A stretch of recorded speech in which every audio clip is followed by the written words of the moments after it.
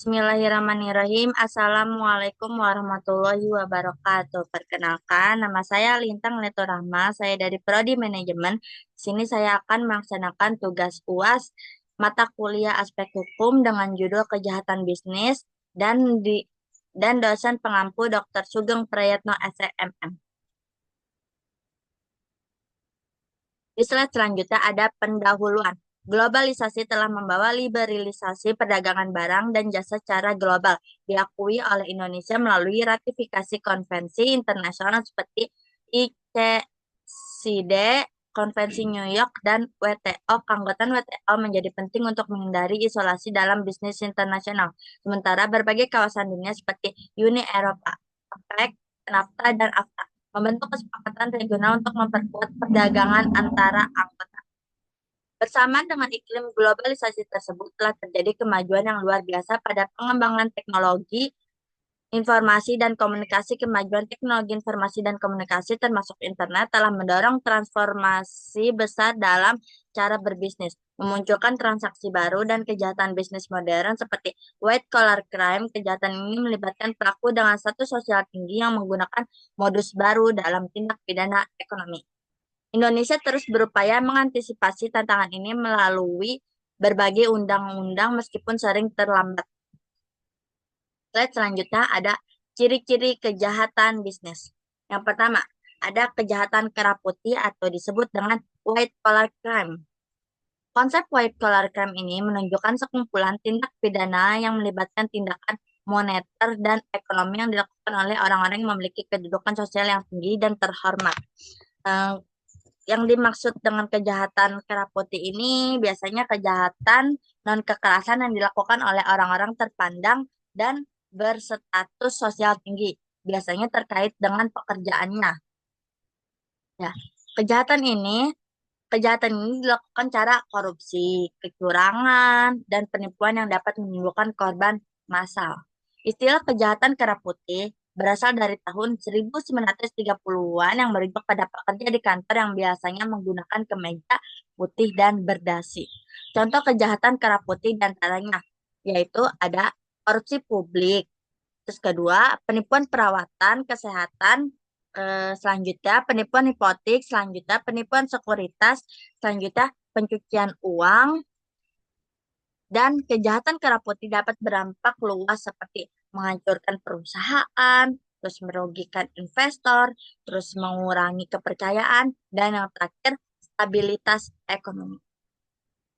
Yang selanjutnya ada kejahatan jabatan atau disebut occupational crimes. Kejahatan jabatan dilakukan oleh individu-individu sehubungan dengan jabatan mereka. Kejahatan jabatan ini juga terdapat dalam ruang lingkup jabatan yang ada pada pelakunya. Kejahatan jabatan ini, kejahatan jabatan ini tindak pidana yang dilakukan oleh pegawai negeri dengan menggunakan kekuasaan, sarana dan prasarana jabatannya. Kejahatan jabatan diatur dalam Undang-Undang Nomor 31 Tahun 1999 tentang Pemberantasan Tindak Pidana Korupsi. Contoh kejahatan jabatan adalah penggelapan dalam jabatan, merupakan tindak pidana yang sering terjadi di perusahaan dan dapat merugikan perusahaan secara finansial maupun menimbulkan kerugian sosial yang lebih luas. Sanksi hukum untuk penggelapan dalam jabatan diatur dalam pasal 415 KUHP dan pasal 374 KUHP. Pasal 415 KUHP mengatur penggelapan dalam jabatan oleh penjabat umum dengan ancaman pidana penjara selama 7 tahun ya teman-teman. Jadi kejahatan jabatan ini ada undang-undangnya. Terus dalam pasal 374 KUHP mengatur penggelapan dalam jabatan yang dilakukan oleh orang yang penguasanya terhadap barang disebabkan karena hubungan kerja dengan ancaman pidana selama 5 tahun. Oke, selanjutnya ada kejahatan yang dia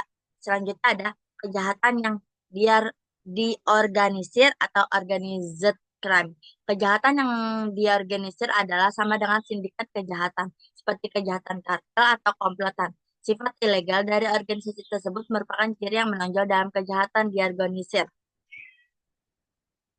kejahatan diorganisir ini kegiatan ilegal yang dilakukan oleh kelompok atau perusahaan yang terstruktur untuk mendapatkan keuntungan. Ya, ini nih. Jadi kejahatan kejahatan diorganisir ini kejahatan diorganisir ini kejahatan dilakukan oleh tingkat lokal, nasional, atau transaksional. Kejahatan diorganisir memiliki karakteristik diantaranya dilakukan oleh kelompok atau struktur terdiri dari 3 orang atau lebih yang dikendalikan oleh kelompok-kelompok yang kuat. Biasanya dilakukan dalam skala besar, dapat berupa geng, mafia, gerombolan preman, ring, atau sindikat. Kejahatan diorganisir dapat mencakup berbagai jenis eh, kegiatan kriminal seperti perdagangan manusia, terus seperti perdagangan narkoba, terus seperti perdagangan barang dan senjata ilegal, perampokan bersenjata, pemalsuan, pencucian uang. Kejahatan ini dapat mengancam berbagai sektor penting di banyak negara seperti ekonomi, politik, dan keamanan nasional. Oke, selanjutnya ada bentuk-bentuk kejahatan bisnis. Bentuk-bentuk kejahatan bisnis dalam bidang ekonomi nih. Beberapa kejahatan bisnis yang berhubungan dengan kegiatan ekonomi atau dunia bisnis yang sering kita jumpai dalam aktivitas bisnis sehari-hari antara lain. Yang pertama, tidak melaporkannya sebenarnya keuntungan perusahaan. Jadi kejahatan ini tuh dia nggak melaporkan keuntungan yang sebenarnya dalam perusahaan tersebut. Yang kedua, persekongkolan dalam penentuan harga dan mengiklankan produk dengan cara yang menyesatkan. Di yang kedua ini, kejahatan yang dalam bidang ekonomi ini dia eh, bekerja sama atau bersekongkol dalam menentukan harga dengan cara yang menyesatkan atau tidak benar ya, teman-teman. Dan selanjutnya menghindari atau memperkecil pembayaran pajak dengan cara melaporkan data yang tidak sesuai dengan data yang sesungguhnya. Jadi dia tuh melaporkan data yang tidak sesuai dengan data yang sesungguhnya. Jadi dia tidak baik ya teman-teman. Selanjutnya, kegiatan produksi yang menimbulkan polusi dalam bentuk limbah cair, debu, dan suara. Selanjutnya, tidak mempedulikan keselamatan kerja para karyawan. Jadi kejahatan bidang ekonomi dalam bidang ekonomi ini dia tuh tidak peduli atau tidak memperhatikan keselamatan kerja para karyawannya. Jadi dia tuh kayak ya udah bodo amat gitu ya teman-teman. Selanjutnya memberikan kesumbangan kampanye politik secara tidak sah atau bertentangan dengan undang-undang. Nah, eh, ada satu bentuk kejahatan bisnis yang sangat mengganggu kegiatan di bidang ekonomi adalah praktik pemberian keterangan tidak benar. Praktik pemberian keterangan yang tidak benar oleh pelaku bisnis atau pengusaha dapat terjadi dalam setiap kegiatan bisnis.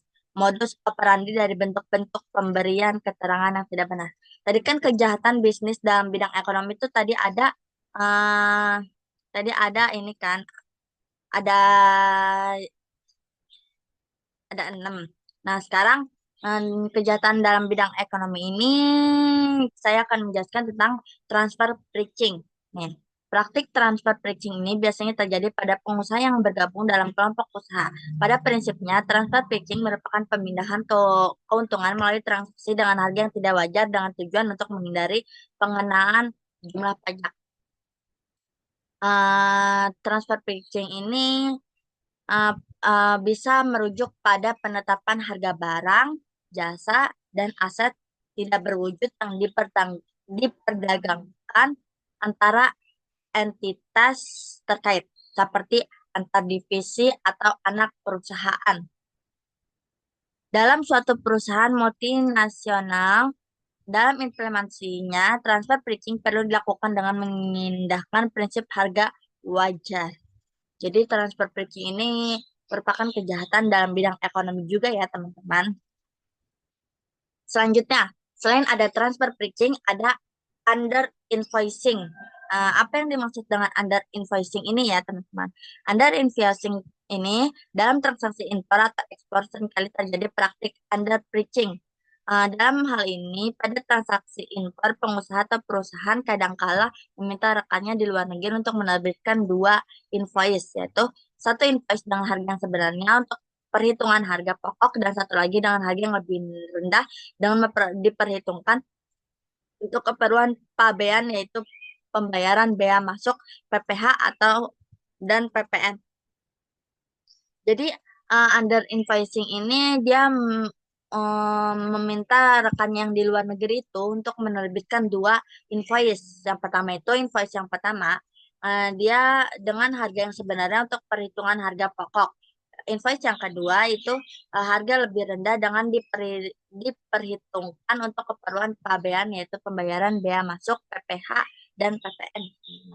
Nah, selanjutnya selain ada transfer pricing dan under invoicing, selanjutnya kejahatan dalam bidang ekonomi ada over invoicing. Over invoice dilakukan dengan kerjasama dan dukungan dari pihak penjual. Dalam kegiatan pengadaan, praktik over invoice dengan untuk memanipulasi harga dimaksudkan untuk mendapatkan keuntungan pribadi. Selanjutnya, ada windows dressing. Windows dressing ini termasuk kejahatan dalam bidang ekonomi ya teman-teman. Nah, windows dressing ini tindakan untuk mengelabui masyarakat dengan cara menyajikan informasi yang tidak benar atau informasi yang menyesatkan atau palsu-palsu. Modus operasi kejahatan ekonomi termasuk pencucian uang atau yang disebut dengan money laundering terus berkembang seiring sistem ekonomi suatu negara di Indonesia. Pencucian uang diatur dalam Undang-Undang Nomor 15 Tahun 2002 yang telah diubah dengan Undang-Undang Nomor 25 Tahun 2003. Pencucian uang mencakup berbagai tindakan ilegal seperti menempatkan, mentransfer, atau mengubah harta kekayaan hasil tindak pidana agatan paksa. Undang-undang ini bertujuan untuk mencegah dan memberantas praktik pencucian uang dalam berbagai bentuk. Nah, selain ada yang tadi, kejahatan bisnis dalam bidang ekonomi, sekarang ada kejahatan bisnis dalam bidang sosial budaya. Nah, ada beberapa kegiatan merupakan kejahatan di bidang sosial budaya itu ada kejahatan hak cipta nih, kejahatan hak cipta. Khususnya di bidang perekaman baik kaset video maupun audio, maka yang dilakukan oleh pelaku kejahatan di bidang hak cipta adalah nyaris sempurna. Selain itu, pembajakan buku-buku juga sangat marak dan dilakukan dengan modus operandi yang juga sangat canggih sehingga sulit untuk dideteksi keasliannya. Dampak terjadinya kejahatan hak cipta secara umum sudah sangat besar pengaruhnya terhadap tatanan kehidupan bangsa khususnya di bidang sosial budaya. Nah, kejahatan hak cipta ini dia tuh kayak mengambil hak cipta. Maksudnya kayak mengkopas gitu loh, mengkopas karya orang gitu. Nah, selanjutnya kan tadi kejahatan bisnis di bidang sosial budaya tuh ada kejahatan hak cipta. Nah, selanjutnya ada kejahatan terhadap buruh. Kejahatan terhadap buruh ini masuk ke dalam kejahatan bisnis di bidang sosial budaya. Kejahatan bisnis terhadap atau tenaga kerja adalah berupa perbuatan-perbuatan yang mengabaikan keamanan dan keselamatan kerja buruh. Sungguhnya dari segi peraturan perundang-undangan sudah cukup banyak aturan-aturan yang memberikan perlindungan kepada buruh. Namun dalam praktiknya masih banyak pengusaha yang tidak menghiraukan keamanan dan keselamatan kerja buruhnya yang bisa diakibatkan faktor kesengajaan atau kelalaian dari pengusahanya. Oh, ini tuh kayak yang tadi dia tuh tidak memperhatikan keselamatan ininya, apa namanya karyawannya. Nah, itu bisa disebut dengan kejahatan terhadap buruh. Eh, Namun dalam praktiknya masih banyak pengusaha yang tidak menghiraukan keamanan dan keselamatan kerja buruhnya atau karyawannya tuh ya teman-teman. Ini masuk ke dalam kejahatan terhadap buruh. Makanya untuk menghindari kejahatan terhadap buruh maka kita harus memperhatikan keselamatan kerja buruhnya atau karyawannya. Nah, selanjutnya, selain kejahatan bisnis dalam bidang sosial budaya, ada kejahatan bisnis yang menyangkut masyarakat luas. Nah, kejahatan terhadap lingkungan hidup. Kejahatan terhadap lingkungan hidup ini termasuk kejahatan bisnis yang menyangkut masyarakat luas. Sering terjadi aktivitas pabrik dari suatu perusahaan yang mengakibatkan pencemaran air dan udara yang jelas akan merugikan masyarakat sekitarnya. Pencemaran daerah aliran sungai. atau disebut DAS yang terjadi di beberapa daerah di Indonesia, mencerminkan demikian parahnya perusakan lingkungan hidup yang dilakukan oleh para pengusaha. Kasus-kasus pencemaran ini telah banyak menimbulkan keresahan penduduk sekitar yang berujung pada kemarahan massal. Perbuatan kejahatan ini telah diatur dalam Undang-Undang Nomor 23 Tahun 1997 tentang Pengelolaan Lingkungan Hidup. Nah, selain ada kejahatan terhadap lingkungan hidup, selanjutnya ada kejahatan terhadap konsumen. Salah satu bentuk kejahatan bisnis yang dilakukan oleh sebagian pengusaha yang tidak bertanggung jawab adalah memproduksi ya teman-teman. Memproduksi, pengedaran, dan menawarkan produk-produk yang berbahaya bagi kesehatan manusia atau konsumen. Oh, jadi dia ini menawarkan produk-produk yang menimbulkan bahaya bagi kesehatan manusia. Nah, pula dari para pengusaha yang hanya mementingkan profit tanpa memperhatikan akibat dari konsumen tersebut telah menelan banyak korban. Nah, dia tuh kejahatan ini nih terhadap konsumen dia tuh hanya memikirkan profit atau manfaat aja. Jadi dia tuh nggak memperhatikan akibatnya bagi konsumen tersebut.